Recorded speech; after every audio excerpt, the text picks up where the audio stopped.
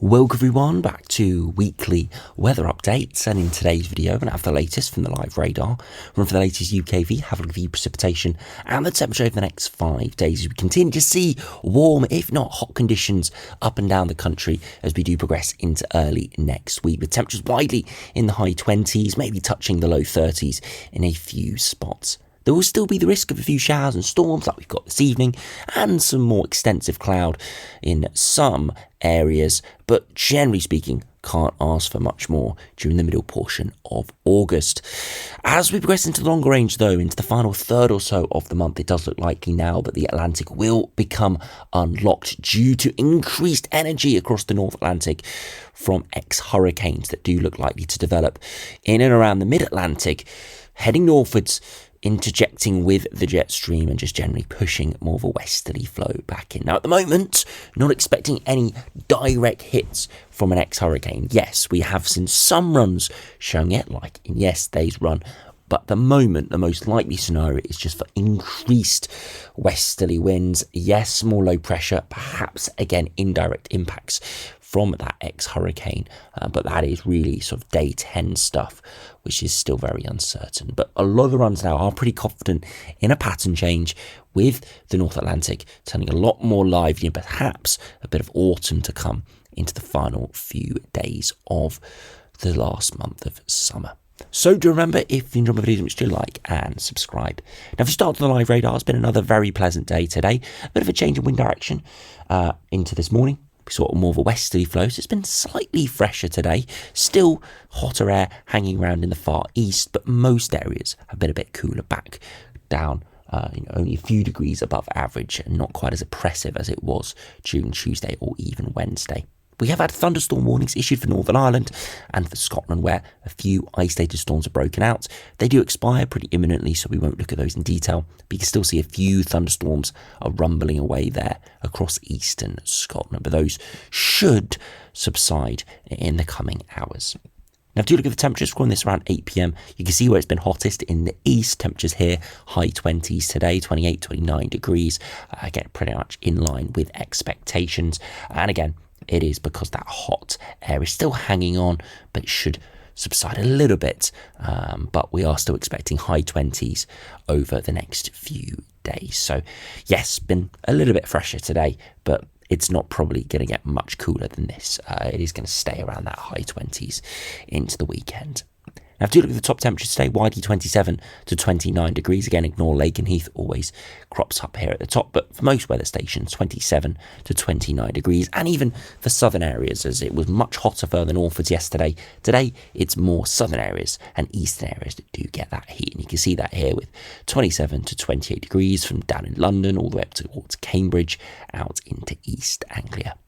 Now, if you look at the latest UKV, you can see those few odd showers and thunderstorms breaking out through the rest of this evening, but fading away, and into Friday, see a lot more sunshine, and that's where the temperatures could be slightly higher in some central and southern areas tomorrow, maybe more widely 28 to 30 degrees. Into Saturday, it's a similar story, maybe not quite as hot, with a slight alteration in wind direction, with a bit of a North Sea breeze potentially coming in, more likely mid to high 20s for many. Same for Sunday, and even into Monday and Tuesday. A bit more cloud potentially as we start to see the first signs of a bit of a breakdown from the west. So more cloud there Monday, Tuesday. It could hold those temperatures more in the mid-20s. But again, we'll have to see exactly on those details. You can see the upper air temperatures, though, remain a good 5 to 8 degrees above average, even into early next week. So still expecting it to feel very warm and muggy, even if the thermometer temperatures aren't too exceptional. Now, you can see today the prediction temperatures from the UKV, mid to high 20s, so pretty much in line with what we've seen in reality.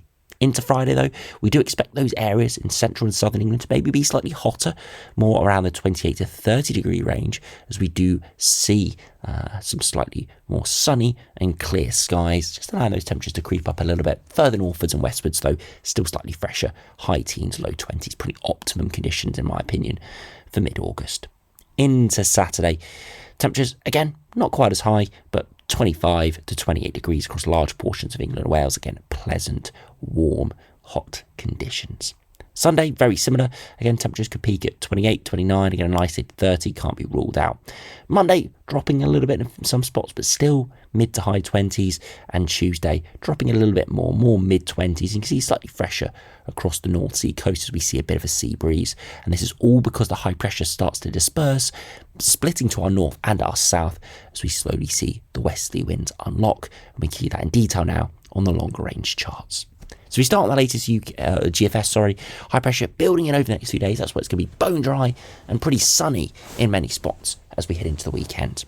But into early next week, the high pressure starts to fragment with a bit of the high pressure going northwards up towards Greenland. Would be real intrigue if this was in a winter month. This could allow northerly winds to develop. High pressure also moving into mainland Europe. Well, this is pretty much where we get in the UKV. We're kind of in between the two high pressure systems.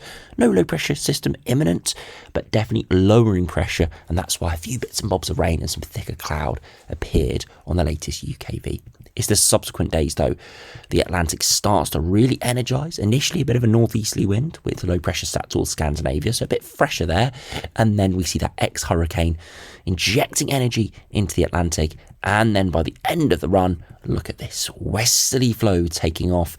And you see lots of low pressure systems getting on that conveyor belt. So we don't get a direct hit from the ex-hurricane. It actually goes well to our north towards Greenland and Iceland. But what it does do is it kicks the jet stream back into action for the final days of August there. And we do turn much more unsettled as we do progress towards the end of the month and the start of autumn. You see, not only do we start to see some chilly air masses coming in from the northwest, but we'd also start to see heavy batches of rain, a bit of a conveyor belt of moisture there in off the North Atlantic. So that's something you need to keep an eye on, as it could really sort of flip the weather on its head there as we head to the end of the month. Now, if we look at the latest GM, it only goes out to day 10, so probably not likely to see the same as the GFS, but if we see some evidence of a similar pattern developing, then that is a bit of corroboration there.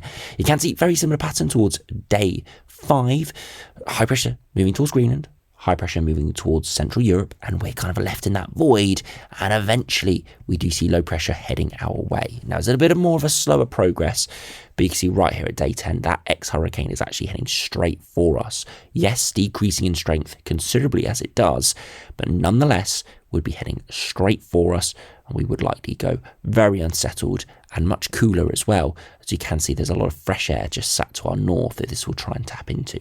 Again, it's late August, it's not going to be that cold, but it would be fresher, more high teens, maybe touching 20 degrees in some spots if some of this fresh air got in.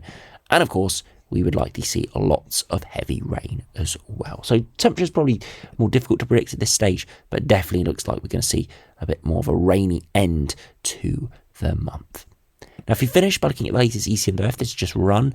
Again, high pressure over the south into early next week, but similar, splits to our north, splits to our south by mid next week, and then we start to see a conveyor belt of lower pressure. Initially, it's a bit of a northeasterly wind, so it's dry and turning a bit fresher there, perhaps a bit more cloudy as well, so turning cooler, but then all eyes on this ex-tropical system as it heads our way. Again, uncertain how much it will push directly in towards us. Again, we've still got this high in front of it, which could deflect it, weaken it. Again, we'll have to wait and see. But definitely all free run, developing the system, heading our way, at the very least, converting us to a westerly flow, injecting the jet stream with energy like the GFS. And the worst case scenario is like the GM and the ECMWF, it could have more of a direct impact. And that's something we'll have to assess nearer the time. Because at this stage, at day 10, we've got no chance in forecasting it accurately. After we finish by looking at the latest ensembles, we can see this is really reflected here. Big split within the ensembles here in terms of the time frame. Next 5-6 days, good 5 to 8 degrees above average, around the 13 degree mark at 850 HP, all the way up to maybe 16-17 degrees, when the mean average for this time of year is around 8 degrees. So we really are doing well with those upper air temperatures. But as I said, for a number of days now, around the 20th to the 22nd, we start to see a big drop off. And that's exactly what happens here, with the upper air temperatures returning to average, maybe even going below average for a time, and precipitation picking up.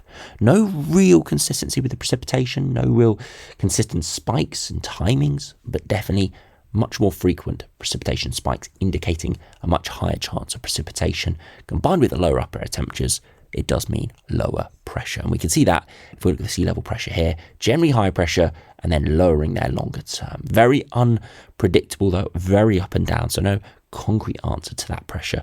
But yeah, definitely looks like it will be more fresh, more low pressure dominated. And I think for most, the big important thing isn't simply the temperatures. It's still probably going to be touching 20 degrees. It's going to be the fact that we're likely to see a lot more rainfall. And if we finish by looking at the latest ECMWF, look at the midnight run, that kind of split is there as well. Warm and mostly dry for the next 5 or 6 days, and then a drop off as we head to around the 20th of August, back to average or below average, and precipitation really picking up. A lot of precipitation spikes there. Again, nothing ridiculous, no massive Atlantic onslaught. We're not looking at that, but definitely more Atlantic influence, which means that most days there will be a risk of cloud, rain, etc., with all the other additional hazards. So I have to keep a very close eye on this, as this unfortunately could spell the end of any summery weather during the meteorological summer, as I don't predict or I don't see really any escape from this in the final 10 days of August. But as I've said numerous times, we can still see late summer blooms in September and even October. So not all hope is lost for some more dry and hot weather. We have been blessed by it so far this year, this summer. This is our 4th official heat wave, I believe.